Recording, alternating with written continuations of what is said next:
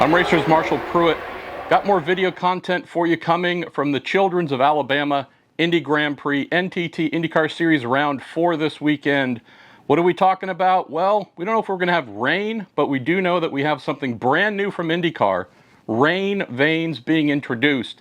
All of our content this weekend brought to us by our friends, the Skip Barber Racing School, where about half of the IndyCar stars got their start and so many others. So what do we have here? Why do we have these strange looking curved things being attached on top of the damper cover where the shocks are located? An issue exposed last year during the Indianapolis Grand Prix. In the rain, lots of not only rain falling down onto the aero screen, but also the spray coming off of the cars created a real strange phenomenon where the drivers trying to look through that aero screen were getting this bubble of swirling air and spray and rain and all kinds of stuff. And when you're trying to look through the windshield, the windscreen, aero screen in this case an IndyCar, and you have something that's effectively kind of sort of blocking your view, had to devise a fix. And so IndyCar, their director of aerodynamic development, Tino Belli, the entire engineering team there at IndyCar led by Jay Fry, and Dallara, big involvement by Dallara, said, let's solve this.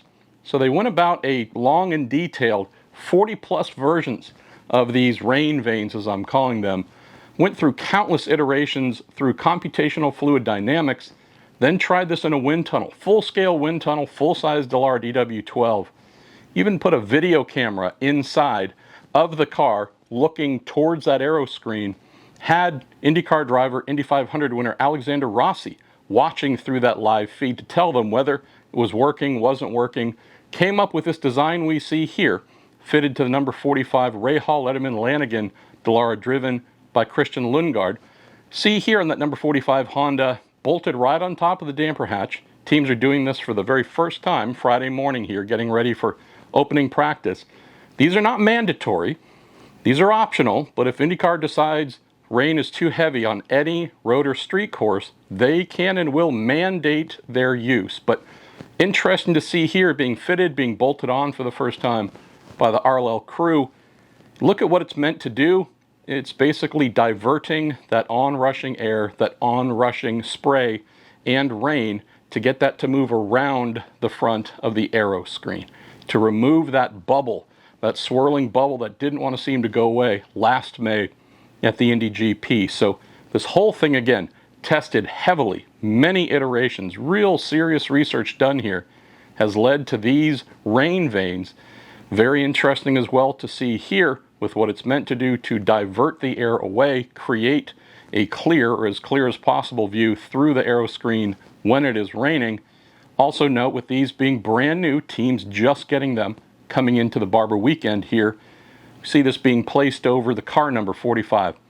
Team's primary sponsor on that 45, Hy-Vee. Give them time. Again, they're just fitting them for the very first time. Give them time. Would expect that the rain vanes for each and every team will have parts of that number, parts of the sponsors, whatever it might be, applied to them. So if indeed they are looking at a rain event, they will have something that matches and also has the full proper car number and branding placed over those sections of the rain vane so everything looks crisp and proper. So good on IndyCar, good on Dallara, another innovation here, all in the name of doing better, making things safer.